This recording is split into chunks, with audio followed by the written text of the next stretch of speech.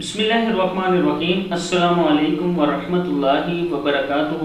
عابد راجہ channel کی طرف سے آج میں آپ کو کشیدگی رزق کے لیے یہ دعا بتاؤں گا۔ یہ سورہ ملک کی آیت ہے۔ اس کو آپ نے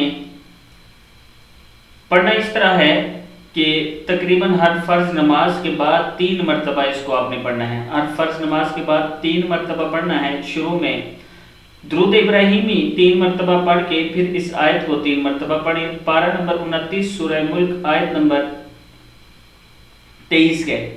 تو سٹارٹ کرتے ہیں۔ بسم اللہ الرحمن الرحیم۔ هو الذی انشأکم وجعل لکم السمع والابصار والافئدہ قلیلا ما تشکرون۔ پھر پڑھیں۔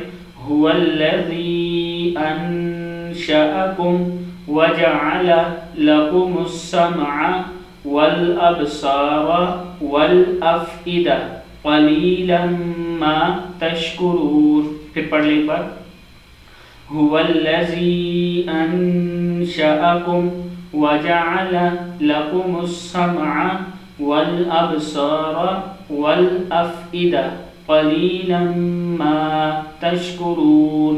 صدق اللہ العظیم۔ اس ویڈیو کو آپ نے آگے شیئر ضرور کرنا ہے۔